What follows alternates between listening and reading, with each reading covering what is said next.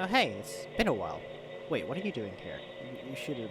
Anywho, you're here for the video. Okay, perfect, because we're here to talk about. Hey, do you mind? The queue isn't waiting here all day for you to make your video here, you know? Yeah, Would man. you hurry we got up? other I have places a to be. meeting in 10 minutes. Some of us hasn't had like a milk mug here in like an hour ago. Well, sir, firstly, I'm the Dr. Pierson, and you don't get to. I'm the doctor. We're all Dr. Pearsons here, Dr. Pearson. Well, technically, I'm the first Dr. Pearson, pal, so you don't get to. The first Dr. Pierson. Nice try. The real Dr. Pierson would never say that. Now run off with you. You gotta make good your videos or whatever the hell they are. Well, who are you then? I'm Technician Pearson, Echo-6487. Now, can you hurry up? My break doesn't take long. Personians, I swear. You're a Personian, Dr. Pearson. Right, don't ask what happened to my coat, but anywho. The RPC Authority is an organization that clandestinely operates globally in conjunction with national governments, intergovernmental organization, and third-party interests. Third-party interests, unlike anomaly agencies, are the ones that often support the goals and the objectives of the RPC Authority, while supposing or presenting itself as a hostile entity to the Authority.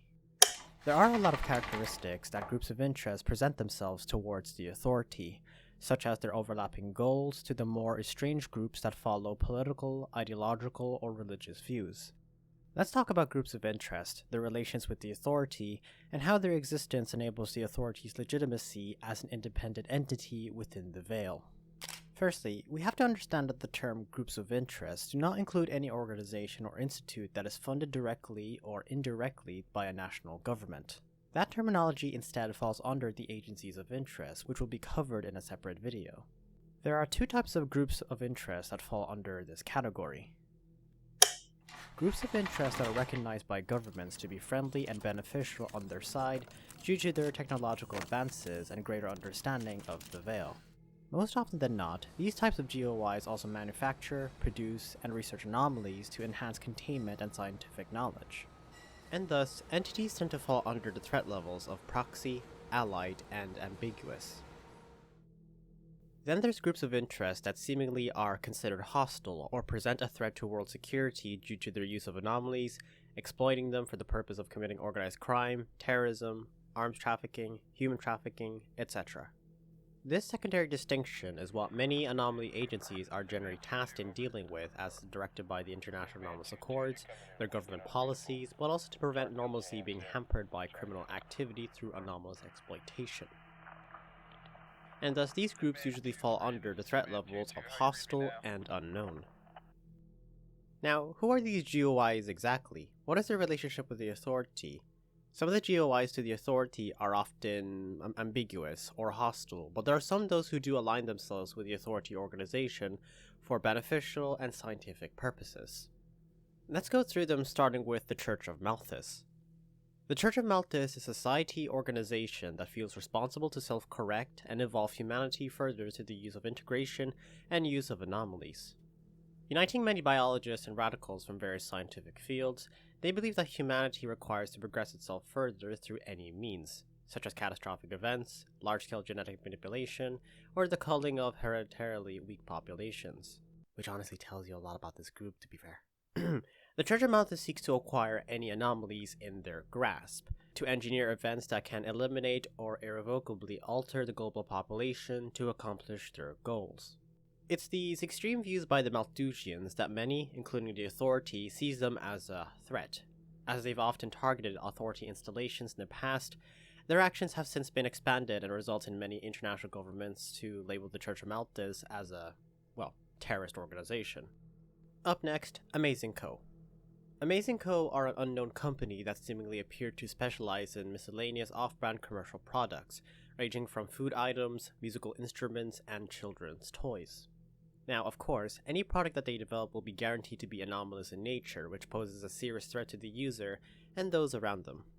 The product branding of the Amazing Co. logo has been confirmed to be a mimetic agent with the effect of enticing those who look at it to purchase the associated product despite the better Huh? I think I need some amazing coal water bottles after this. Anywho, the country of origins pertaining to this group can't exactly be determined, as it's mostly been suspected to be connected to various unsourced manufacturers across the globe. Cooperating with our allied governments, we however were able to ascertain that the group ships every nation in its respective native language, with the obvious of spelling and grammar errors apparent across its products. Up next is the Children of Nile. The Children of Nile are a religious group that, quote, reveres the cleansing nature of floods and believes that through metamorphic trials and natural disasters, they can create a utopian society free from the decadence and corruption of humanity. It's been confirmed that the organization is well known in exploiting paranormal artifacts tied to historical flood mythologies, although this hasn't stopped them from using other affiliated religions and artifacts. They're largely seen as a conquering religion, assimilating other religious groups to reinforce their own ideology and influence to gain new recruits or access anomalous artifacts. Without going into much detail about their philosophical ideology, the Children of Nile adhere to fundamental tenets. One that serves the Nile as a spiritual state of transcendence and a deity that governs all concepts of obliteration and nothingness. The other is that adherents are merely vessels and that through continual service to nihilism and asceticism, they ascend to, quote, become one of their venerable god, end quote. Parts of the Children of Nile are often prone to religious divisions and infighting. Next up is the Righteous Centralized Protection Authority. The Righteous Centralized Protection Authority, abbreviated as RCPA, is an alternate timeline iteration of our RPC Authority that has, to put it bluntly, seized control of their reality through the use of anomalies. Their goals, much like ours, were motivated to protect humanity, but more engrossed through absolute completion and efficiency as a result of long-grown corruption and arrogance in their dominance. Over the past decade, since the 1980s, certain links between the RCPA timeline and our own appear to be connected, resulting in active engagement and continued destabilization efforts. Due to the threatening nature that they pose to our global operations and reality, any and all contacts with the RCPA are to be considered with intent hostilities. Next on to the list, as I say this with absolute regret, is the Kabushiki Kawaii. The Kabushiki Kawaii, which I'll be referring to as KK for the duration of this explanation, is an underground black market company that specializes in humanoid anomalies. To be more specific, the company is involved in human trafficking, which they utilize to create anomalous humanoids and sell them into the sex trade. Many of the company's efforts and marketing are identified to be wealthy customers and corporations. The company is controversially identified to be kidnapping female humanoids who are thoroughly processed into genetic manipulation, brainwashing, and intimidation. They're then groomed to act as a, quote, individual's ideal sex slave or servant, end quote, depending on what is specified by the customer.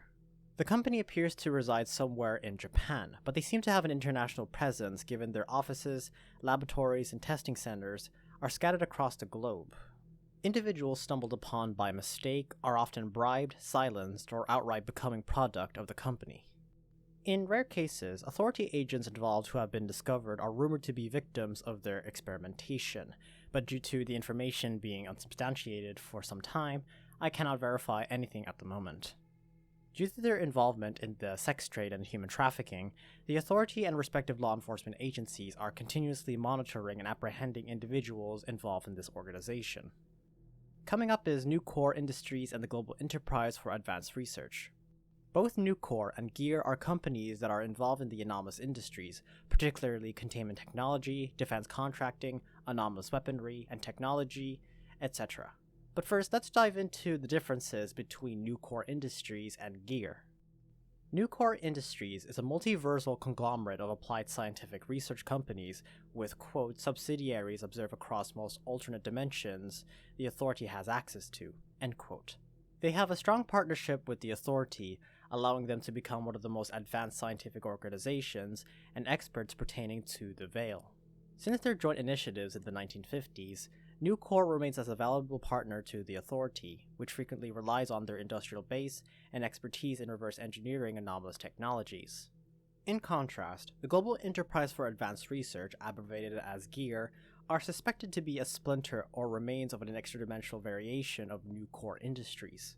Much like their counterparts Nucor Industries, Gear is involved in militaristic defense, research and secrecy, in which their motivations seem to stem the willingness to cross ethical, political, and social boundaries to achieve their goals, which may threaten authority operations. Next up is the Deutschen Anomalforschungsabteilung, or the German Anomalous Research Division. Abbreviated as GARD or DAFA, the German Anomalous Research Division is a splinter element of the dissolved Third Reich government and seemingly appears to be active in a small capacity since 1945. While the exact size and composition of the organization remains unclear presently, their sizes seem to have been greatly decreased and most, if not, many of the original members have been incarcerated by the United Nations or outright dead. Despite this, their organization capabilities have since been dwindling, but also unpredictable, giving little indication whether they even exist as a coherent organization. As of 2023, Authority Central Intelligence is unable to produce any actionable intelligence against these groups of interest. And lastly, the Academy of True Art. The Academy of True Art, or l'Accademia della Vera Arte, is a European art school that consists of anomalous and non-anomalous members and is believed to include various widely known and famous artists, both past and present. Many of its members are observed to be operating under an alias, of which are thematically connected to the medium and style of art created by the artist. Since the discovery of the Academy and their anomalous artworks, there has been a growing community that opposes the Academy that consists of those either rejected or barred from operating under the Academy's auspices. Many of these artists produce anomalous artworks that are considered volatile, dangerous, and unpredictable, leading to the Academy being compliant with investigators to capture these rogue artists and their works. Despite the overall cooperation-friendly relations with the Academy, former or rejected members are of higher priority for capture due to inherent nature they pose to the normalcy of society. And that is all of the groups of interest that are canon to the Authority database. However, there are a few other groups of interest that are considered semi-canon. Without diving too much deep into the semi-canons, here's a quick rundown on the semi-canon groups of interest. Omega Iota are an international paranormal conglomerate whose motives are unclear and appear to be clandestinely operating across the globe. They're largely known for their specialization in the, quote, supernatural bioengineering of human beings, end quote. Unlike the god-forbidden Kabushiki Kawaii, however, the Omega Iota seem to be motivated in the complete undermining and avoidance of international policing and authority, namely the United Nations Anomalous Activities Committee, in order to achieve their supernatural goals. The Supernatural Termination Confederacy, abbreviated as STC, is a small organization that consists of members previously employed by other entities of interest, ranging from anomaly agencies to groups of interests. They are consideredly inherently anti-anomalous and prefer to completely cut ties with the anomalous world, as they view the history between the Veil and humanity as a, quote, useless and unnecessary chapter, end quote. The Sons of Yggdrasil are an organization based in the northern regions of the European continent, though they are observed to be active around the world. The organization specializes in botanical and environmental anomalies, and are supported financially by non-aggressive groups such as the Academy of True Art and Gear through non-hostile favors. They are seen as non-hostile due to their lawful intent and behavior, but do not support some of the containment procedures pertaining to plant-based anomalies by the Authority and other containment organizations. And lastly, the Demonless. The Demonless are an order of mercenaries loosely united under a loose code of ethics, a warrior spirit, and the, quote, desire to use the finest in anomalous warfare to pursue the goals of their clients, end quote. The organization appears to be decentralized as there is no central leadership existing beyond loose codes among its members. Many of its members, however, often organize themselves into small allied companies in order to take on missions that solitary mercenaries could not take on by themselves. Although there exists a permanent hereditary and succession outfits, most are in a constant state of flux and many rivalries exist between demonless outfits. Despite this, the Demonless have many informal bases and hubs across the world and do not actively produce anomalies that its members use, instead preferring to use anomalies recovered from missions or accepted as payments for their task upon their completion. These are the groups of interest of the RPC Authority. Their overall actions and ideology, mostly within the geopolitical world, create a vacuum of power that many continue to fill in order to obtain some sense of recognition by influential groups and governments. As many of these groups of interest choose their own paths to help protect or expose the Veil, the Authority remains as the contestant group that shows sheer will, influence, and maintains strong ties with various institutions that enable their legitimacy as an independent organization from outside influence. Director Pierson, sir, the board is ready for you on Transmission 1. Patch me through. Has the doctor been able to be located? No, but this one seems to be doing fine as a replacement. Our analysis team seems to be stringent on the fact that the baseline Pierson may have returned to his original reality.